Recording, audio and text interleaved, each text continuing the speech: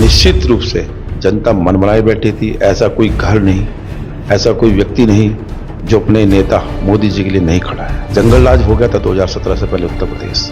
बाबा जी ने आकर के इसको सुशासन और उत्तम प्रदेश बनाने का काम किया। तो कोई भी समाज ऐसा नहीं कि 100% एक ही दल में है, तो जो कुछ लोग दूसरे दलों में हैं उन्होंने इस तरह की पंचायत करने का काम किया है। लेकिन मैं आपको दावे के साथ कह सकता हूँ, राजपूत समाज हमेशा भारतीय जनता पार्टी के साथ रहा है। भारतीय जनता पार्टी जातिवाद पे कोई राजनीति नहीं करती है। हम सबसे पहले सनातनी हैं। सनातन हर एक व्यक्ति, चाहे वो किसी भी जाति में है, तो सबका हम सम्मान करते हैं। डॉक्टर धर्म सिंह सैनी का लाना या उनका आना, तो निश्चित रूप से ये तो शीर्ष नेतृत्व का जवाब दे सकता है। मैं तो इस औकात में नहीं हूँ, मैं कार्य करता हूँ। ये सब चीज़ें जब हमारा रिजल्ट हो जाएगा ओपन, तब हम इसमें विश्लेषण कर पाएंगे कि लाभ हुआ, हानि हुआ, किसके आ जाने से क्या हुआ। जो कैडर का वोट है, बेस वोट माना जाता है। सैनियर ठाकुर भारतीय जनता पार्टी के साथ है। मोदी जी ने 500 साल का कलंक इस देश के माथे से हटाने का काम किया 22 जनवरी को। तो आदमी जब कर्म अच्छा करता है उसके अंदर कॉन्फिडेंस होता है, जनता भी समझती है। मैंने कहा दुनिया का आज सबसे ताकतवर अगर कोई नेता है तो मोदी जी हैं। ऐसे ही हमारे मुख्यमंत्री जी हैं, सन्यासी हैं। हर एक व्यक्ति उनका परिवार है। 24 करोड़ लोग उनका परिवार है। सबकी चिंता करते हैं। प्रथम चुनाव में कैराना लोकसभा का चुनाव संपन्न हो गया है। 5 विधानसभाएं कैराना लोकसभा में आती है। अभी हाल ही में नकुड़ विधानसभा में मौजूद है। नकुड़ विधानसभा का एक कस्बा नकुड़ के नाम से जाना जाता है। यहाँ के चेयरमैन शिव कुमार गुप्ता हमारे साथ में है। नगर पालिका के अध्यक्ष शिव कुमार गुप्ता जी बातचीत करेंगे, चर्चा करेंगे इस चुनाव में। यह हालांकि भाजपा से वास्ता रखते हैं। इस चुनाव में समीकरण किस तरह के ऊपर आ रही है। भाजपा प्रत्याशी प्रदीप चौधरी कितना बढ़िया चुनाव यहाँ से लड़ा है और कितने वोटों से नकुड़ से जिताकर ये भेजने वाले हैं। जी चेयरमैन साहब, आपका बहुत बहुत स्वागत है। आपके चैनल का भी अनुज जी बहुत बहुत धन्यवाद, स्वागत। रही बात चुनाव की, 5 विधानसभा इस कैराना लोकसभा में आती है। कैराना, थाना भवन, शामली, गंगोह, नकुड़। 5 विधानसभाओं में जिस तरीके से मोदी जी ने, योगी जी ने मिलकर के इस देश और प्रदेश में सुशासन देने का काम किया, महिलाओं के सम्मान में काम किया, आखिरी पायदान पर रहने वाले व्यक्ति को विकास की मुख्य धारा में लाने का काम किया, नए नए सड़कों के जाल बिछाने का काम किया, 5 लाख रुपए तक का आयुष्मान कार्ड देने का काम किया, गरीब व्यक्ति को जो सपना देखते थे पक्की छत देने का काम किया, 4 साल से लगातार राशन फ्री देने का काम किया। निश्चित रूप से जनता मन बनाए बैठी थी। ऐसा कोई घर नहीं, ऐसा कोई व्यक्ति नहीं जो अपने नेता मोदी जी के लिए नहीं खड़ा है। मोदी जी के जन कल्याणकारी विकास योजना को लेकर वोट जाने का काम हुआ है। जाने का काम हुआ है। आप ये कहना चाह रहे हैं, ऐसा नहीं लग रहा है कि जो लोगों के अपने कुछ मुद्दे रहे होंगे जिसकी वजह से वोट दिया है, या विपक्ष उम्मीदवार भी मजबूती से सामने आने का कार्य हुआ है? देखिए, लोकतंत्र है, विपक्ष को अपना लड़ने का अधिकार है। लोकतंत्र में प्रक्रिया सब लोग अपनाते हैं, सबका अपना अपना मत होता है। लेकिन आज जनता मन बनाई चुकी है, क्योंकि लगातार 2014 से देश का भविष्य बदला है, दर्पण बदला है, दर्शन बदला है। तो पब्लिक ने विकास के आधार पर वोट दिया है। नकुड़ विधानसभा से वास्ता रखते हैं। नकुड़ विधानसभा में किस तरह की पोजीशन जो है आपके प्रत्याशी की रहने वाली है? अगर हम कस्बे की बात करें, कस्बे ने भी आपको सिरमौर बनाने का कार्य किया है। क्या प्रदीप चौधरी यहाँ के सिरमौर बनने जा रहे हैं? बिल्कुल, हमारे यहाँ 18 बूथ लगते हैं। 18 के 18 बूथों पर भारतीय जनता पार्टी अग्रणी है और प्रथम रहेगी। प्रथम रहेगी, अग्रणी है। लेकिन देखा जाए तो बातचीत अगर पूरी विधानसभा की करें, बातचीत अगर पूरी लोकसभा की करें, विपक्ष को लेकर जो है प्रत्याशी को जो है थोड़ा मजबूत देखा गया, मजबूत माना गया है गठबंधन प्रत्याशी। क्या आपको भी लगता है कि जो है विपक्ष पहले के अपेक्षा 2019 के अपेक्षा मजबूत चुनाव लड़ा है? देखिए, जब भी कोई चुनाव होता है हर व्यक्ति अपने आप को मजबूत कहता है। मैंने कहा ना, लोकतंत्र का हिस्सा है और ये चुनाव एक महापर्व है। इस महापर्व को हम सब मिलकर के मनाते हैं।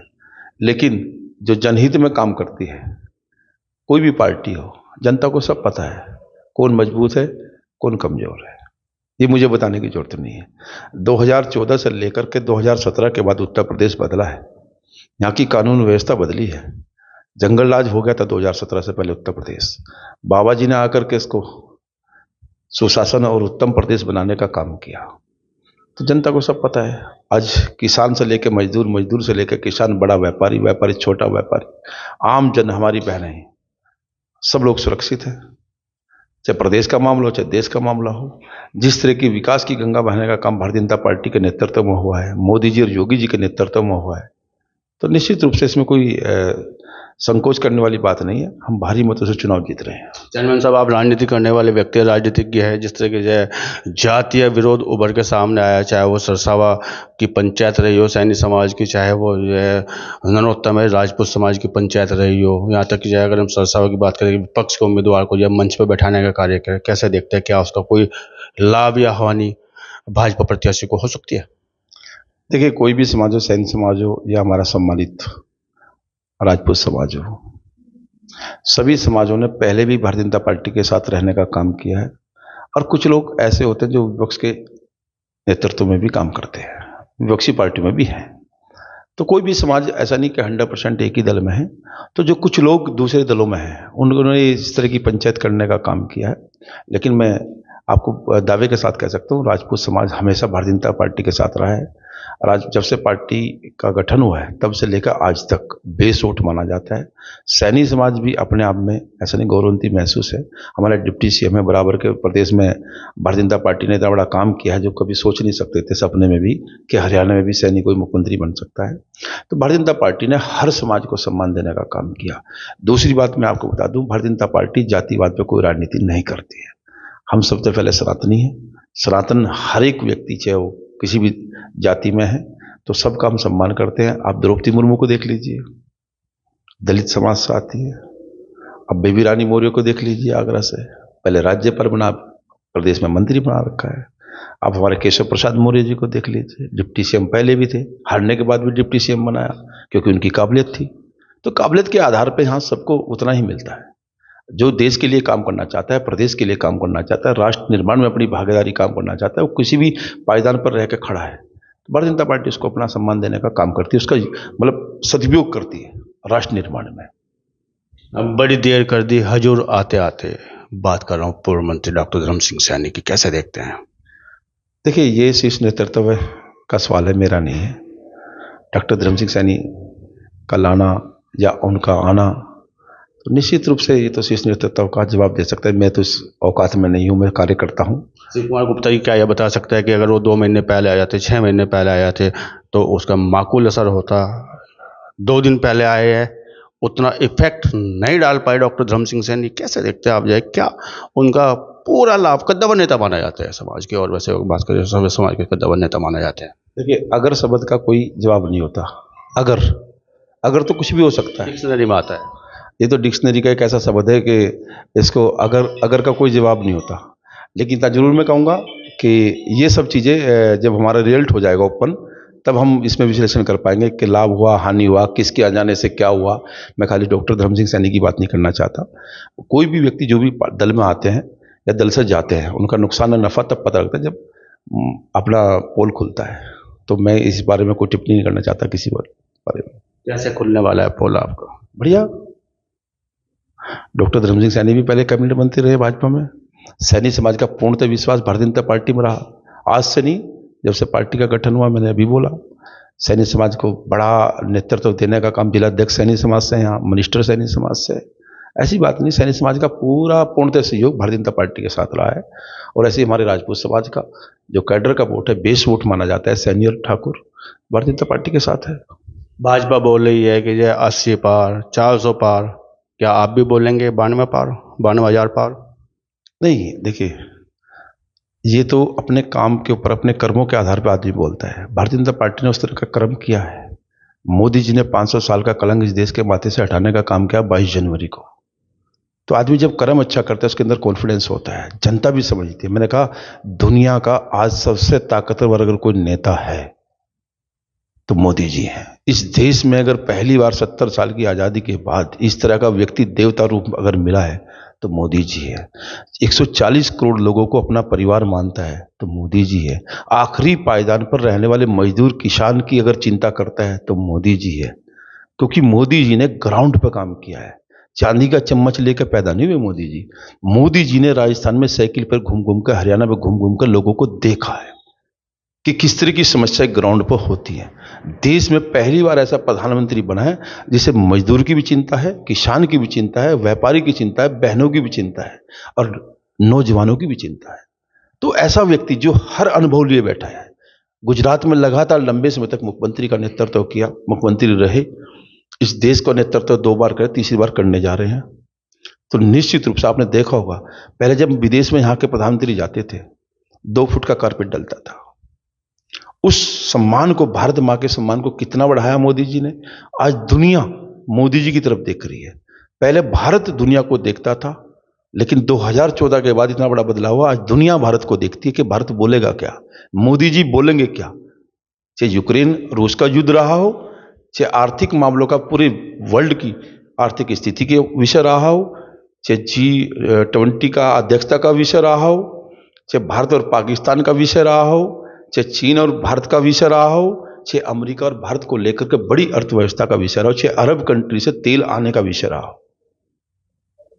अगर वास्तविकता इस देश को मजबूत करने का काम किया, भारत माँ के सीने को ऊंचा उठाने का काम किया, सीना चौड़ा करने का काम किया, इसके पीछे भी एक तर्क है। 18-18 घंटे काम करते हैं, सोच भी नहीं सकता आदमी। ऐसे ही हमारे मुख्यमंत्री जी हैं, सन्यासी हैं, हर एक व्यक्ति उनका परिवार है, 24 करोड़ लोग उनका परिवार है, सबकी चिंता करते हैं। तो जनता भी मन बनाए बैठी थी, चाहे वो 400 पार कह लो, चाहे 52,000 पार कह लो, चाहे 80 पार कह लो, तो निश्चित रूप से जनता ने मन बना लिया है। मोदी जी तीसरी बार प्रधानमंत्री बनने जा रहे हैं, इसमें कोई शक नहीं। मैं एक स्लोगन भी बोल सकता हूं कि आपस में पड़ोस के संबंध खराब ना करें मेरे भाइयों, आपसी मतभेद ना करें, जाति के आधार पर कोई बात ना करें, हम सब ने यहीं रहना है। और ये भी तय है कि बनेगा तो प्रधानमंत्री मोदी जी। कैराना में कौन बनेगा? प्रदीप चौधरी। आपने क्रम की बात की है, देश प्रदेश में क्रम भाजपा के अच्छे हैं, इसलिए वहाँ पे 80 पार 400 पार, कैराना के क्रम कैसे देखते हैं? अच्छे क्रम है। कैराना की जनता ने प्रदीप चौधरी पर विश्वास किया। आपने पता है सरलता मन से 92,000 पार क्यों नहीं बोल पा रहे शिव कुमार गुप्ता? 92,000 पार है, मन से बोल रहा हूँ। मैंने तो काम किया है, मैं तो बोल रहा हूँ कि कैराना की जनता ने पहले भी प्रदीप चौधरी को स्वीकार किया और उन्होंने अपने नेतृत्व में 3 पुल यमुना के बनवाने का काम किया, बड़े बड़े रेलवे के स्टॉपेज बनवाने का काम किया, रेलवे स्टेशन की जो दिशा और दशा सुधारने का काम किया। नेशनल मुद्दों पर हमेशा प्रदीप चौधरी ने बात की है। तो सब चीज़ें भाई चल रही हैं। देश की बड़ी पंचायतों में बैठने का सौभाग्य कैराना की जनता ने प्रदीप चौधरी को दिया और दूसरी बार फिर देने जा रही है। तो निश्चित रूप से प्रदीप चौधरी उस बड़ी पंचायत में बैठेंगे और हम सबका नेतृत्व करेंगे। कैराना का विकास में कोई कोर कसर छोड़ने वाले नहीं है। और उनसे भला व्यक्ति अगर कोई राजनीति में हो तो मुझे बता दो। ये थे शिव कुमार गुप्ता, अध्यक्ष नगर पालिका नकोड़, और कह रहे हैं कि अब की बार 92,000 पार और बनेंगे तो प्रदीप चौधरी ही। खैर, बातचीत करने के लिए, चर्चा करने के लिए बहुत बहुत धन्यवाद, बहुत बहुत शुक्रिया।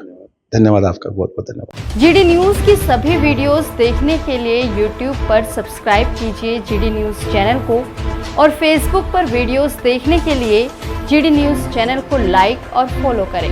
धन्यवाद।